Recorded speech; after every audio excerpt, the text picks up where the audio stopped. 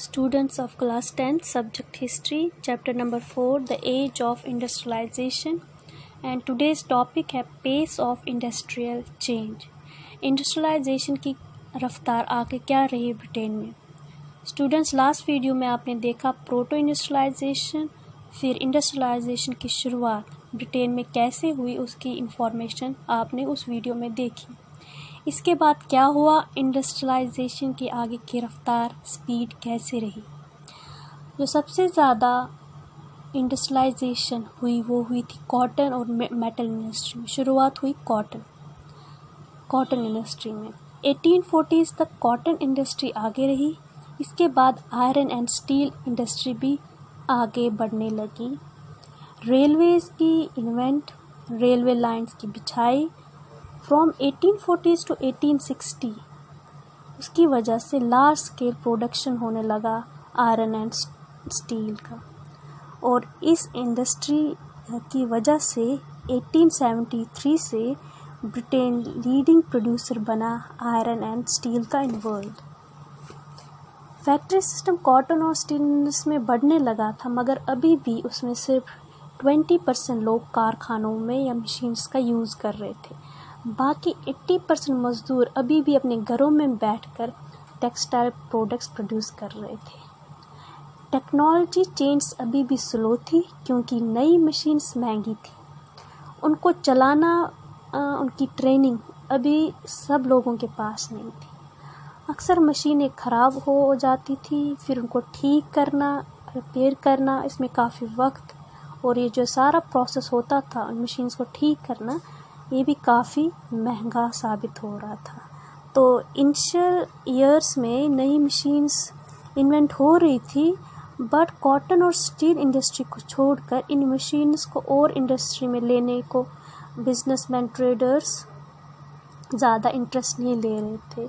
उसकी वजह से काफ़ी कॉस्टली होती थी। अभी भी लोगों का, ट्रेडर्स का विश्वास इस पर इतना नहीं था और ज़्यादा इसका इस्तेमाल कॉटन एंड स्टील इंडस्ट्री में ही हो रहा था। यानी कि इंडस्ट्रियलाइजेशन अभी पूरी तरह ब्रिटेन में फैल नहीं रहा था। तो इसका ये मतलब निकला कि मिड 19th सेंचुरी यानी 1850 तक ज़्यादातर मज़दूर अभी भी हाथ से काम करने में ज़्यादा माहिर थे एज़ कम्पेयर टू मशीन चलाने। यानी कि 1850s तक ब्रिटेन का जो ये मार्केट था, इंडस्ट्री था, ये अभी भी पूरी तरह इंडस्ट्रियलाइज नहीं हुआ था। मशीन्स का अभी पूरी तरह यूज़ नहीं हो रहा था। Hand labour and steam power, तो अब शुरुआत हो गई थी ब्रिटेन में कि competition hand labour and steam power की। During the start of industrialisation period human जो लेबर था ब्रिटेन में वो बहुत ज़्यादा था। वेजेस की भी कोई प्रॉब्लम नहीं आ रही थी ट्रेडर्स की। इसीलिए आयरन और कॉटन इंडस्ट्री को छोड़कर बाकी इंडस्ट्रीज़ के ट्रेडर्स, बिजनेसमैन अभी भी ह्यूमन लेबर का ही इस्तेमाल करने को प्रेफरेंस दे रहे थे as compare to costly machines. ये 1850s की बात हो रही है। अपर कास्ट के लोग, जो अपर सोसाइटी के लोग थे, कास्ट सिस्टम तो ब्रिटेन में नहीं था, तो वह जो सोसाइटी बटी हुई थी, तो जो अपर क्लास के लोग होते थे, अमीर लोग होते थे ब्रिटेन में, वो अभी भी हैंडमेड प्रोडक्ट्स को तरजीह दे रहे थे as compare to machine made, क्योंकि उनको लगता था कि हैंडमेड जो प्रोडक्ट्स होते हैं उनकी क्वालिटी बहुत अच्छी होती है as compare to machine made. अभी भी इन दिनों भी आप देखेंगे बहुत सारे लोग, अभी मॉडर्न वर्ल्ड चल रहा है कि बहुत सारे लोग हैंडमेड चीज़ों को ज़्यादा पसंद करते हैं।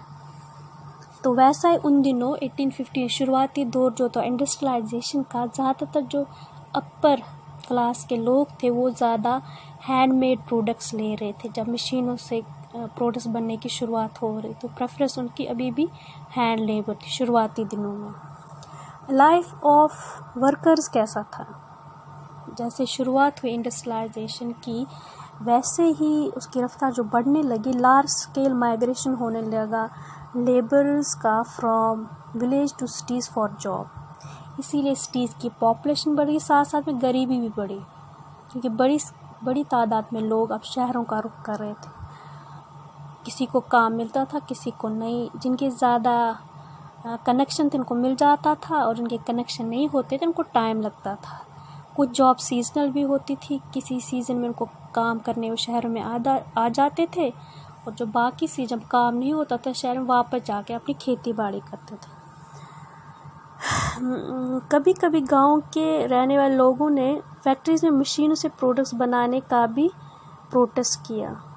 जो शुरुआती दौर स्टार्ट हुआ इंडस्ट्रियलाइजेशन का, जो ये मशीनें का यूज़ होने लगा इंडस्ट्रीज़ कारखाने में, उसका लोग प्रोटेस्ट करने लगे, इन मशीन्स पर अटैक करने लगे, क्योंकि उनको लगता था कि कारखाने जो फैक्ट्री सिस्टम है और जो मशीन्स का यूज़ हो रहा है उसकी वजह से उनकी एम्प्लॉयमेंट है, जो पैसा कमा रहे थे वो उनसे छीन रहा था। तो इसकी जो सबसे बड़ी एग्जांपल रही ब्रिटेन के शुरुआत दौर ऑफ इंडस्ट्रियलाइजेशन का, जब स्पिनिंग जेनी, जिसका इस्तेमाल कॉटन इंडस्ट्री में अब होने जा रहा था, जॉन हैग्रीव्स ने जो बनाई थी ये मशीन स्पिनिंग जेनी, इस पर जो गांव की औरतें थी, जो गांव में पहले कपड़ा तैयार करती थी ट्रेडर्स के लिए, उन्होंने इस मशीन पे प्रोटेस्ट करना, जिसने इसको बनाया था जॉन हैग्रीव्स, उस पर उसके घर पर अटैक करने लगी औरतें, क्योंकि उनको लगता था इस मशीन की वजह से उनकी रोज़ी रोटी छिन रही थी।